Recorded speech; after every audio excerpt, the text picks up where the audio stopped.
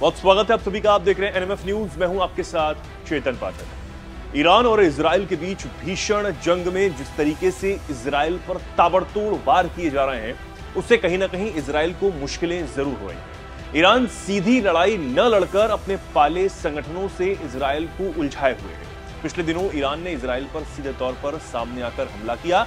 तब से दुनिया की नजर इस बात पर टिकी थी कि इजराइल तुरंत बदला लेगा, लेकिन ऐसा नहीं हुआ। अब जाकर यह खबर तो सामने आई है कि इजराइल ने ईरान पर एक सबसे बड़ा और सबसे घातक साइबर अटैक कर दिया है। रिपोर्ट्स के मुताबिक ईरानी सरकार और उनके न्यूक्लियर ठिकानों पर साइबर हमला किया गया है। इसके जरिए इजराइल ने न्यूक्लियर से जुड़ी कई अहम जानकारियां भी चुरा ली हैं। ईरान के supreme council of cyber space के पूर्व सचिव फिरोजाबादी के हवाले से यह कहा गया कि इस साइबर अटैक की जद में ईरान सरकार की तीनों शाखाएं, न्यायपालिका, विधायिका और कार्यपालिका आई है। चोट तो गहरी है, लेकिन क्या इजराइल का बहुत फायदा इससे हो पाएगा? ईरान जो आज अकेले नहीं, अपने पाले हुए हमास, हिजबुल्लाह जैसे संगठनों को आगे कर इजराइल पर हमले करवा रहा है, वो इस अटैक से डर जाएगा? क्या अगस्त में हुए एक साइबर अटैक के बाद ईरान इजराइल की चालों को नहीं समझा होगा? क्या यह मुमकिन है?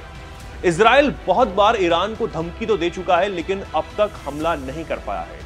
दरअसल मिडिल ईस्ट में ईरान बहुत बड़ी चाल भी चल रहा है। वो इजराइल को ऑक्टोपस वॉर में फंसा रहा है। इजराइल पर लगातार इराक, यमन, लेबनान और गाजा से हमले भी करवा रहा है। इस तरह से इजराइल के लिए यह तय कर पाना मुश्किल हो जाएगा कि वो इन हमलों से अपनी जमीन को बचाए या ईरान पर वापस पलटवार करे। साथ ही यह भी कि वो एक साथ एक ही बार में कैसे लड़े। इधर ईरान एक नई स्ट्रेटेजी के साथ अब अरब देश के नागरिकों को इजराइल के खिलाफ हथियार उठाने की तैयारी करवा रहा है। ऑक्टोपस युद्ध के नीति के तहत अरब नागरिकों के अंदर कट्टरवाद भरकर इजराइल की जमीन पर हमले करने की तैयारी वो करवा रहा है। इजराइल इस वक्त 8 फ्रंट्स को झेल रहा है। ऐसे में इजराइल को पश्चिम में गाजा, लेबनान में हिजबुल्लाह, यमन में हुती विद्रोही, इराक में इराकी मिलिशियाई, साथ ही सीरिया में ईरान के समर्थन वाले गुटों का सीधा मुकाबला भी करना पड़ रहा है। इसके अलावा तेल अवीव, हदीरा और बारशिबा में हुए आतंकी हमले इजराइल को 8 फ्रंट्स पर घेरने की ओर इशारा कर रहे हैं।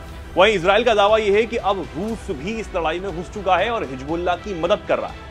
आखिर उसके पास इतने रॉकेट्स कहां से आ रहे हैं, इजराइल का ये अब चिंता बना हुआ है। इजराइल का दावा यह है कि रूस हिजबुल्लाह ड्रोन समेत कई घातक हथियार भी दे रहा है और इसके लिए ईरान ने उसे मनाया, क्योंकि कुछ वक्त पहले इजराइल ने यूक्रेन को मिसाइलें भेजी थी। यह दावा अब ऐसे वक्त में किया गया जब रूस के राष्ट्रपति व्लादिमीर पुतिन ने ईरान के राष्ट्रपति मसूद पेजिशकियान से तुर्कमेनिस्तान में खास मुलाकात की है। इस तरह से इजराइल ने ईरान को ऑक्टोपस वॉर में अब फंसा लिया है।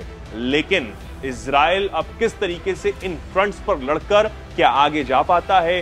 क्या जिस तरीके से बेंजामिन नेतन्याहू ने कसम खाई है कि वो इन ईरान के प्रॉक्सीज को मिटा देगा और आने वाले समय में इनका नामो निशान खत्म हो जाएगा, क्या इजराइल का यह बदला पूरा हो पाएगा? यह सोच पूरी हो पाएगी? इस पर आप क्या सोचते हैं, क्या कुछ कहना चाहते हैं? कमेंट सेक्शन आपके लिए खुला हुआ है। कमेंट सेक्शन में आप जरूर बताएं और देखते रहें एनएमएफ न्यूज।